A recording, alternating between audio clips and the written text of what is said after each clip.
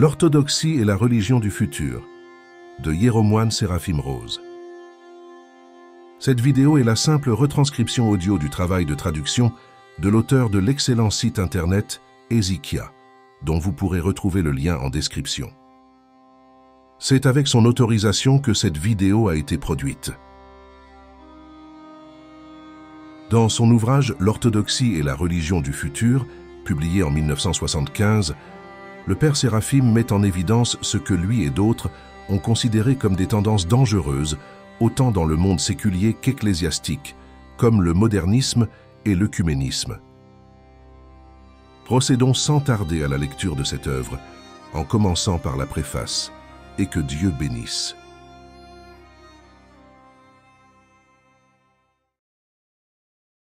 Chaque hérésie a sa propre spiritualité, sa façon propre d'approcher les dimensions pratiques de la vie religieuse. Ainsi, le catholicisme romain, jusqu'à récemment, avait une piété bien distincte, liée au Sacré-Cœur, à la papauté, au purgatoire et aux indulgences, aux révélations de divers mystiques, etc. Un observateur orthodoxe attentif pouvait détecter dans de tels aspects de la spiritualité latine moderne les résultats pratiques des erreurs théologiques de Rome. Le protestantisme fondamentaliste a lui aussi sa propre approche de la prière, ses hymnes typiques, son approche du réveil spirituel. Et dans tout ceci, on peut détecter l'application à la vie religieuse des erreurs fondamentales de la doctrine chrétienne. Le présent livre traite de la spiritualité de l'œcuménisme, la principale hérésie du XXe siècle. Jusqu'à récemment, il est apparu que l'œcuménisme était quelque chose de si artificiel, de si syncrétique, qu'il n'avait pas de spiritualité propre. L'agenda liturgique des rassemblements œcuméniques, grands et petits, semblait n'être rien de plus qu'un service dominical, protestant, élaboré.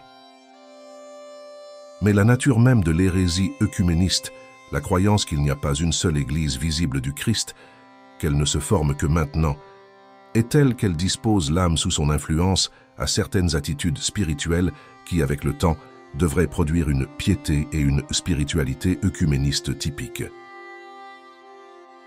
De nos jours, cela semble enfin se produire, alors que l'attitude œcuménique d'attente et de recherche religieuse commence à être récompensée par l'activité d'un certain esprit qui offre une satisfaction religieuse aux âmes stériles de la friche œcuméniste et aboutit à une piété caractéristique qui n'est plus d'une simple tonalité protestante. Ce livre a débuté en 1971 par un examen de la dernière mode œcuménique, l'ouverture d'un dialogue avec les religions non chrétiennes. 4 chapitres sur ce sujet ont été publiés dans The Orthodox World en 1971 et 1972, traitant principalement des événements de la fin des années 1960 au début de 1972. Le dernier de ces chapitres était une discussion détaillée du renouveau charismatique, qui venait d'être adopté par plusieurs prêtres orthodoxes d'Amérique, et ce mouvement y était décrit comme une forme de spiritualité œcuménique, comprenant des expériences religieuses distinctement non chrétiennes. Ce dernier chapitre en particulier a suscité beaucoup d'intérêt parmi les orthodoxes, et il a contribué à en persuader certains de ne pas participer au mouvement charismatique. D'autres, qui avaient déjà participé à des rencontres charismatiques, ont quitté le mouvement et confirmé nombre des conclusions de cet article à ce sujet. Depuis le renouveau charismatique dans les paroisses orthodoxes d'Amérique, à en juger par le périodique du père Eusebius Stéphanou, The Logos, a entièrement adopté le langage et les techniques du revivalisme protestant et son caractère non orthodoxe est devenu clair pour tout observateur sérieux. Malgré la mentalité protestante de ses promoteurs, le renouveau charismatique, en tant que mouvement spirituel, est définitivement quelque chose de plus que le protestantisme. La caractérisation de celui-ci dans l'article cité comme une sorte de médiuminisme chrétien, corroboré par nombre de ses observateurs, le relie à la nouvelle spiritualité œcuménique, dont est née une nouvelle religion non chrétienne. À l'été 1974, l'un des monastères américains de l'Église russe hors de Russie a été visité par un jeune homme qui avait été dirigé vers l'un de ses moines par l'esprit qui le fréquentait constamment. Au cours de sa brève visite s'est déroulée l'histoire de ce jeune homme. Il était d'origine protestante conservatrice, ce qu'il trouvait spirituellement stérile, et il avait été initié aux expériences spirituelles par sa grand-mère pentecôtiste. Au moment où il touchait une Bible qu'elle lui avait donnée, il recevait des dons spirituels. Notamment, il était assisté par un esprit invisible qui lui donnait des instructions précises sur les endroits où marcher et conduire. Et il était capable d'hypnotiser les autres et de les faire léviter selon sa volonté, un talent qu'il utilisait pour terroriser les connaissances athées. Parfois, il doutait que ses dons venaient de Dieu, mais ses doutes étaient surmontés lorsqu'il réfléchissait sur le fait que sa stérilité spirituelle avait disparu, que sa renaissance spirituelle était le fruit du contact avec la Bible et qu'il semblait mener une vie spirituelle et de prière très riche. En se familiarisant avec l'orthodoxie dans ce monastère, et surtout après avoir lu l'article sur le renouveau charismatique, il a admis qu'il avait trouvé ici la première explication complète et claire de ses expériences spirituelles. Très probablement, avoua-t-il, son esprit était mauvais. Cette prise de conscience, cependant, ne semblait pas toucher son cœur et il est parti sans se convertir à l'orthodoxie.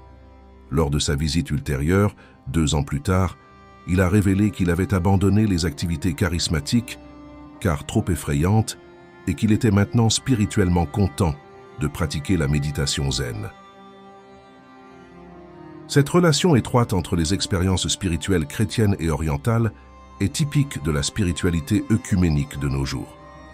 Pour cette 2e édition, beaucoup a été ajouté concernant les cultes religieux orientaux et leur influence aujourd'hui, et sur un phénomène séculier majeur qui contribue à former une nouvelle conscience religieuse, même parmi les non-religieux. Aucun de ces mouvements en soi n'a une signification cruciale dans la constitution spirituelle de l'homme contemporain, mais chacun à sa manière caractérise l'effort de nos contemporains pour trouver un nouveau chemin spirituel, distinct du christianisme d'hier. Et leur ensemble révèle un objectif unique effrayant, dont le but ultime semble à présent se profiler au-dessus de l'horizon. Peu de temps après la publication de l'article sur le renouveau charismatique, The Orthodox World a reçu une lettre d'un écrivain ecclésiastique orthodoxe russe respecté qui connaît bien la littérature théologique et spirituelle orthodoxe, précisant « Ce que vous avez décrit ici est la religion de l'avenir, la religion de l'Antichrist. » De plus en plus, alors que cette forme et des formes similaires de spiritualité contrefaite s'emparent même des chrétiens orthodoxes nominaux, on frémit de voir la tromperie dans laquelle les chrétiens spirituellement non préparés peuvent tomber. Ce livre est un avertissement pour eux et pour tous, essayant de vivre une vie chrétienne orthodoxe consciente dans un monde possédé par des esprits impurs. Ce n'est pas un traitement exhaustif de cette religion, qui n'a pas encore atteint sa forme définitive, mais plutôt une exploration préliminaire de ces tendances spirituelles qui, semble-t-il en effet, prépare la voie à une vraie religion de l'antichristianisme, une religion d'apparence chrétienne, mais centrée sur une expérience païenne d'initiation. Que cette description de l'activité de plus en plus évidente et effrontée de Satan, le prince des ténèbres, parmi les chrétiens, inspire aux vrais chrétiens orthodoxes la peur de perdre la grâce de Dieu et les ramène aux sources pures de la vie chrétienne, les Saintes Écritures et la doctrine spirituelle des saints pères de l'orthodoxie.